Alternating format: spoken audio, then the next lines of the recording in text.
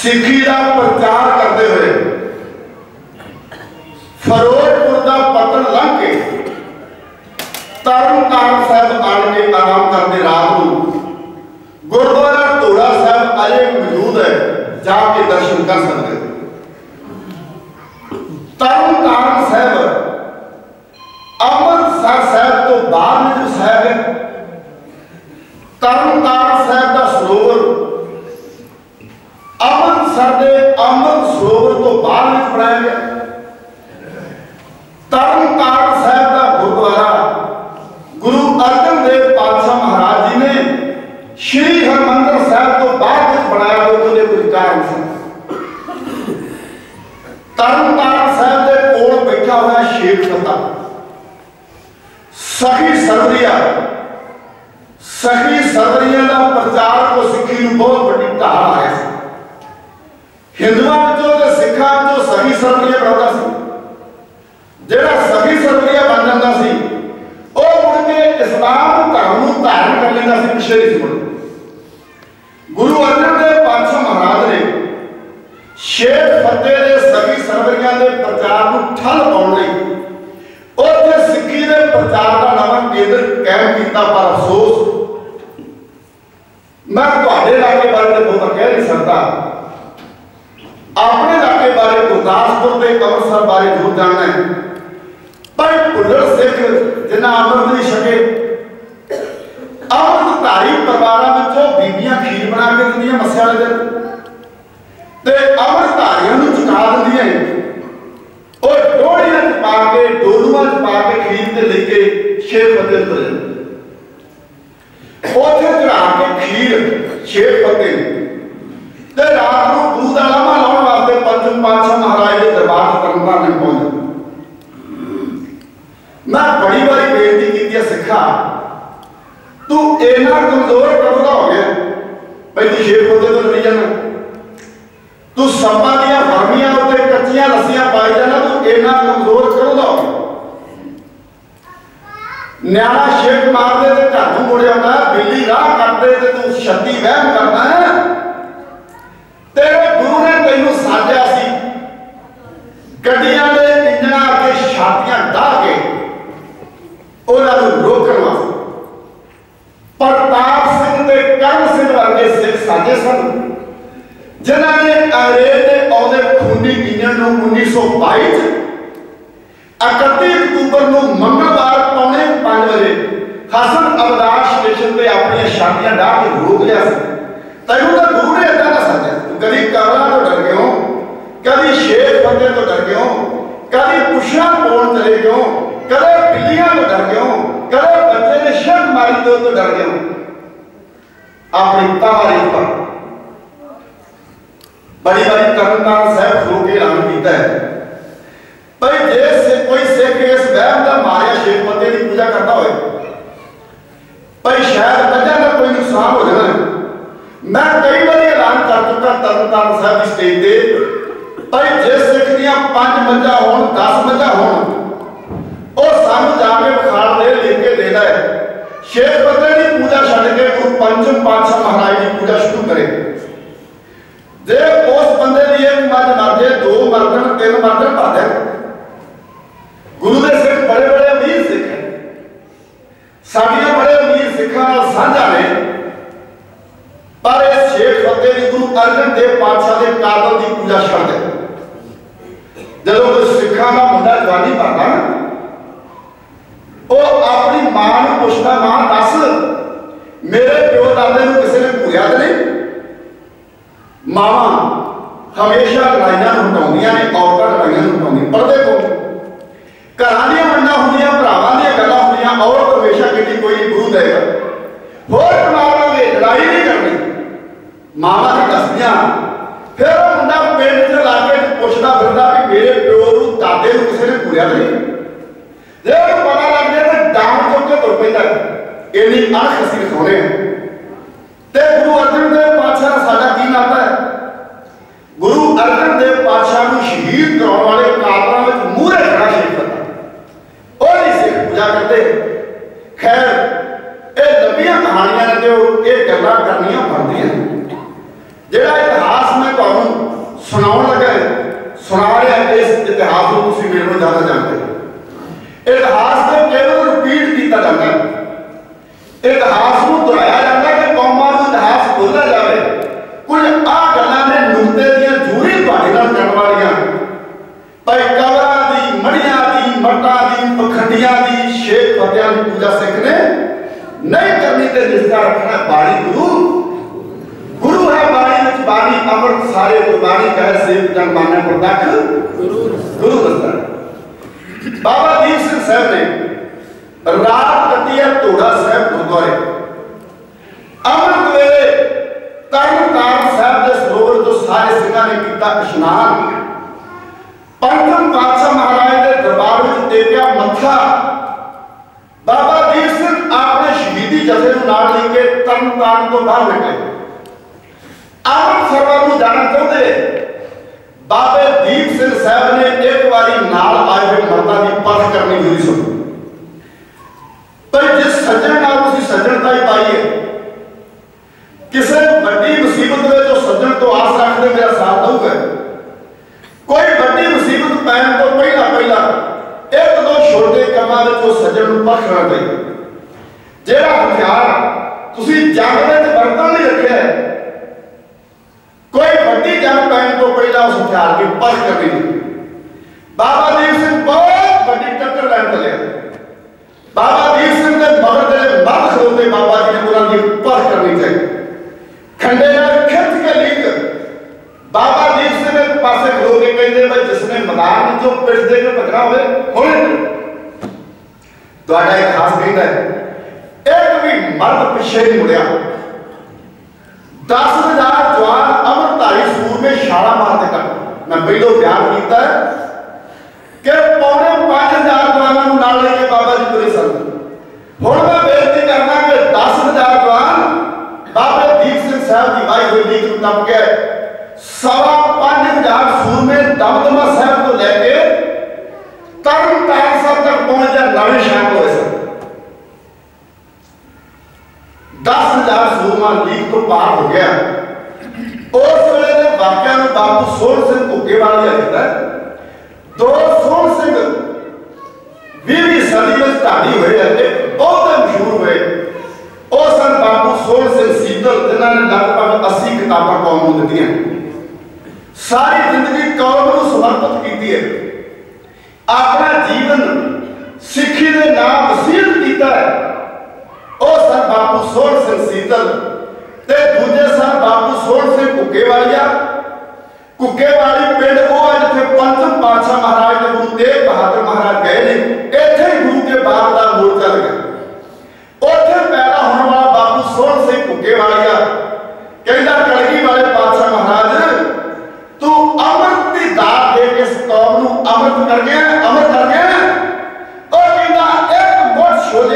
खा के तेरे लंगरां चों कूर कूर मौत नूं डरावे तेरा खालसा तेरे दरबार विचों धूड़ी लैके जोड़ियां दी ठोकरां नवाबियां नूं लावे तेरा खालसा पंज घुट पी के तेरे बाटियों प्रेम वाले मस्तां दे हाथियां नूं ढावे तेरा खालसा पावे किते लोड़ ते निशाना अजमावणे दी हस हस शादी मूले डावे तेरा खालसा बाबा दीप सिंह साहब के साथी मोरे मरने का चाव है मरो तो हर के द्वार एक गाँव हुए बंदे पढ़ रहे थे कोई सूरमा गा रहा सी जो तो प्रेम खिल कटाओ सिर कर तली गली मेरी आओ कमाल पैर त्रीजा सिर दी दे काम न कोई सूरमा गज के कह रहा सी पहला मन कबूल जीवन की शद आस हुए सबरा क्रिएट का तो आओ हमारे पास और बख्शी जहान खान को पता लगा कि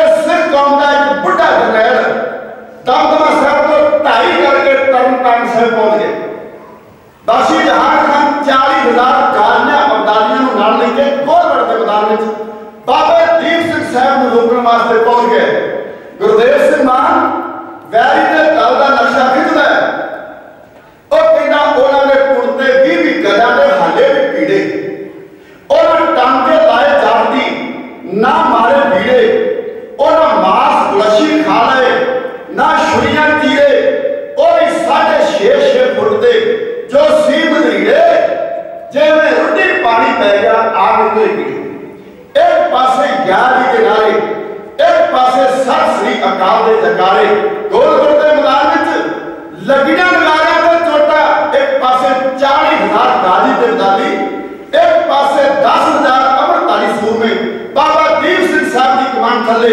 वैरी करना है ऐ जुटता लगी लोट नगारियां दे कोले अरखी वीर बहादुर मूरा कोले दरबारी गजरे अल्लाहू बढ़ने लगी मरे सूर में वध वध के लड़ने ओ बख्शी गावे तीर कमान नू सतगुर दे सूरे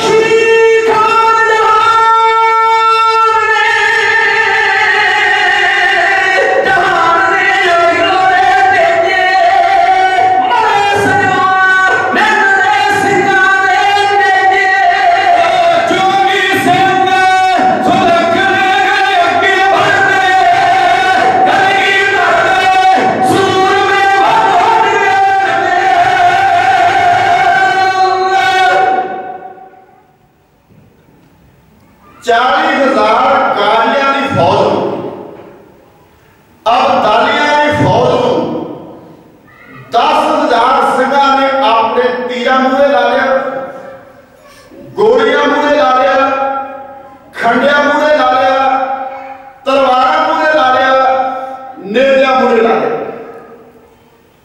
असी आम तौर पर गल सुनी है कि शेर पा की लड़ाई, यह है शेर पा की लड़ाई। एक शेर में 4 पा होंगे, 40,000 गाजी अब्दाली दुश्मन ते 10,000 भूखे सिंह। पर इन्हां सिंघां की अगवाई कर रहा बाबा दीप सिंह, कलगी वाले पातशाह महाराज का साजा है जथेदार, ते 40,000 अब्दालियां की अगवाई करता डाकू। मेरे देश को लुटना है, लुटेरा। हिंदुस्तान के लोग गुरु कलगी वाले पातशाह महाराज का कर्जा किसी तरह भी मार नहीं सकते। आउंदे सन अफगानी, आउंदे सन काबली और धन दौलत लुट के ले जाते सन ते सुंदर स्त्रियां बन के ले जाते सन। गजबी के बाजारों में खड़ के नीलामी की जाती सी।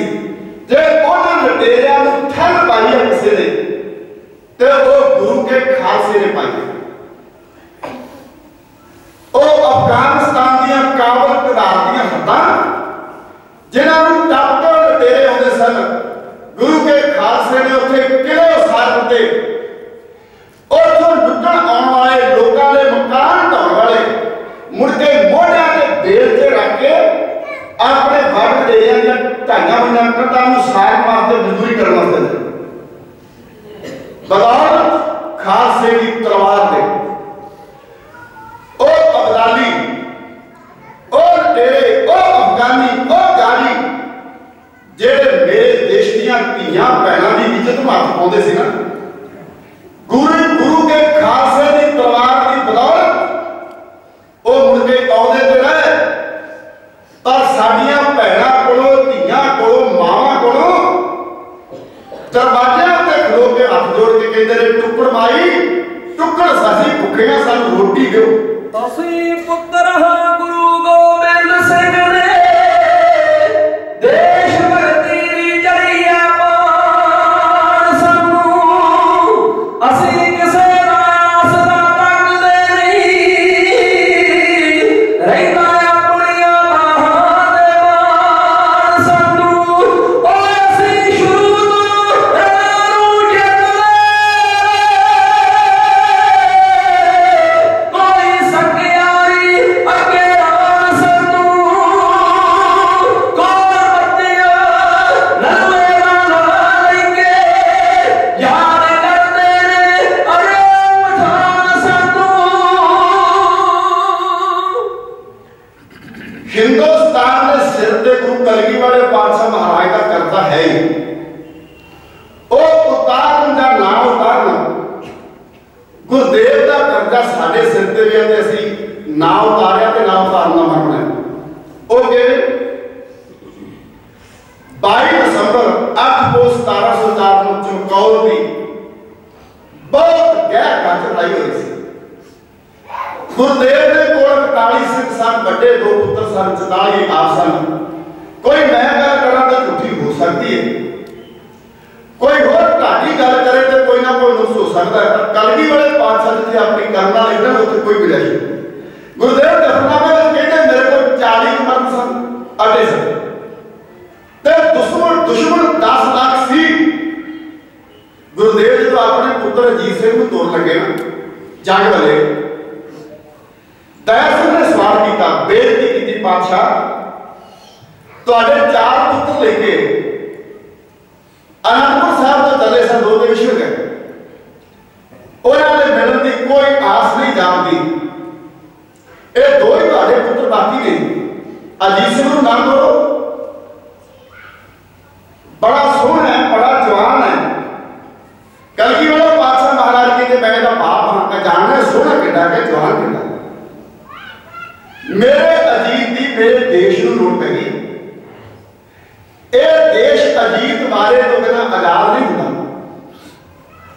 मेरे देश दियां धियां भैणां दी इज्जत अजीत दा सीस मारन तो बिना नहीं बनती। भाई दया सिंह ने आखिर पातशाह जदों किसी भी बाप का पुत्र अजीत सिंह की उम्र होता है उस बाप के दिल में रीत होती है कि अपने पुत्र को घोड़ी चढ़िया ये शादी करा दिल में कोई रीत है। गुरुदेव जी ने दया सिंह दिल से रीता ना भरिया अभ्यास मैं बाप हाँ। दया सिंह जी का पातशाह जीत को उत्थे तुर रहे हो जिथों ये जूदिया वापस नहीं हो 10 लाख के मुकाबले तो 10 लाख बैरी जो जूदा नहीं आ सकेगा। गुरुदेव कहते दया सिंह मैं जानता सब कुछ अजीत सिंह की शहादत यकीनी है। दया सिंह ने आखिर पातशाह में तुहाडियां रीतां मन च रह तुहाडियां रीतां बाप होने के नाते पूरियां ना हो सकियां। कलगी वाले पातशाह महाराज जी ने दया सिंह मेरियां रीतां मेरे सिख पूरियां कर दया सिंह का पातशाह कहते रीतां तुहाडियां सिर किवें पूरियां करिया करनगे। कलगी वाले पातशाह महाराज जी ने दया सिंह मेरे अजीत की उम्र का मेरे सिख का पुत्र जब घोड़ी चढ़िया करेगा तो चेहरे विचों मैं अपने अजीत के दर्शन कर लेना। साडे सिर ते गुरु का कर्तव्य है जदों साडे पुत्र चढ़ते हैं घोड़ियां ते विआहण वास्ते जाना होंदा विरलिया विरलिया का चेहरा अजीत सिंह का रलदा बाकियां दी सिੱਖੀ को आते। मैं बेनती की है इस इतिहास को तुसीं मेरे ज्यादा जानते हो पढ़े लिखे लोग आके पिंडां विच वसदे ने नौकरी पेशियां वाले बंदे हैं इतिहास की खोज सारे को ज्यादा करते हैं तुसीं जानते हो। पर आह कुछ गल्लां मैं तुहाडे नाल करनियां जरूरी समझदा है कि साडे बच्चे जो घोड़ियां ते चढ़दे की चेहरे उन्हां दे रलदे किसी नाल। चंगा भला सिखां दा मुंडा अमृतधारी तोड़ दो बाद अमृतधारी ना होवे किसाधारी तोड़ दो। अमेरिका चलते कनेडा चलते आस्ट्रेलिया चलते न्यूजीलैंड चलते जब 2 साल बाद इंडिया में आना होगा ना वह सोचता भी जब मैं सिर मुंह बना के ना गया तो लोग मनना ये मुंडा अमेरिका चो आया है कनेडा चो। ऐसी भैड़ी हवा लगी है। मस्कीन जी क्या करते सन जैनी जिथे भी गए ने उन्हें प्रचार करके जैनी बनाए बोधी जिथे भी गए उन्हें प्रचार करके अपने धर्म का विसार किया। ईसाई जिथे भी गए ने उन्हें प्रचार करके अपने धर्म को बनाया। बाद किस्मती ना सिख जिथे भी गए आप ही सिख नहीं रहे ये दूसरों का की बनना सी आप भी सिख नहीं रहा। जिसने कुछ दिया है उसकी दात को भी मानो जिनके पुरख बनाते हो उनकी बात को भी मानो। बाबा दीप सिंह साहब ने ते उन्होंने 10,000 जवानों ने गालियां ला के अगे ते पिछाड़ धर लिया दुश्मन दल कदे जाओ तरनताਰਨ साहब के पाले पासे गोरवड़ है ते बाबा दीप सिंह साहब का जत्था अमृतसर साहब में बढ़े चब्बे के मैदान पहुंच गए। चब्बे के मैदान जाके गैर गति की लड़ाई हुई तो गैरी दल पीछे आ गए। 52 रथियां पईयां सन धड़ तड़फरे सन। बख्शी जहान खान ने चोड़वा जरनैल अमीर जहान खान हाथी ने सवार करके कढ़िया। निहंग सिंह जय सिंह सूरमे की निगाह पै गया और बाबे दीप सिंह साहब ने लाया चरणों में हाथ कहता जथेदार जी इस सेवा का मौका मैनूं दो अमीर जहान खान के मुकाबले से मैनूं भेजो। केवल दोवें द्वार रंग दे उतरे ते रिजल्ट की निकलिया इस गड्डी च ऐ हो गया अमीर आके सिंगार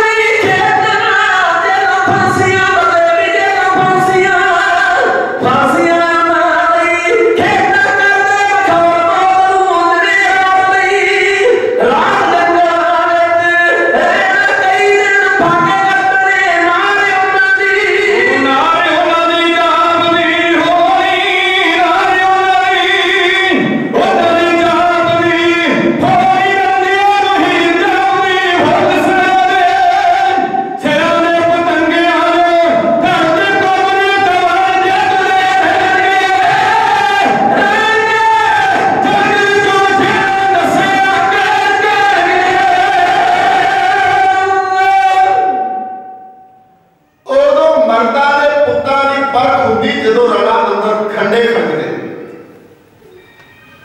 अमीर जाट खान को बहुत गिनती उत्ते मान है ते याद रखो जंगा में कदे बहुती गिनती की जगह अब पसलियां के थले एक मांस का टुकड़ा कुदरत ने बनाया जिन्हों असी दिल कहते जेड़ा सारे शरीर में खून सप्लाई करता है ਜਿਹੜੀਆਂ ਕੌਮਾਂ ਵਿੱਚ ਉਹ ਕੰਮ ਦਾ ਪਿਆ ਹੋਇਆ ਜੰਗਾਂ ਉਹ ਜਿੱਤੀ ਤੁਸੀਂ ਪੜ੍ਹੇ ਲਿਖੇ ਬੈਠੇ ਹੋ ਭਾਈ ਫਰਾਂਸ ਦੇ ਵਿਦਿਆਲਿਆਂ ਵਿੱਚ 5 ਦੁਨੀਆ ਦੀਆਂ ਵੱਡੀਆਂ ਜੰਗਾਂ ਉੱਥੋਂ ਦੇ ਬੱਚਿਆਂ ਨੂੰ ਸਕੂਲਾਂ ਵਿੱਚ ਕਾਲਜਾਂ ਵਿੱਚ ਯੂਨੀਵਰਸਿਟੀਆਂ ਵਿੱਚ ਪੜ੍ਹਾਈਆਂ ਜਾਂਦੀਆਂ ਸਿਲੇਬਸ ਲੱਗੀ ਉਹਨਾਂ 5 ਜੰਗਾਂ ਵਿੱਚੋਂ 2 ਜੰਗਾਂ ਸਿੱਖਾਂ ਦੀ एक चमकौर का युद्ध एक सारागढ़ी का साका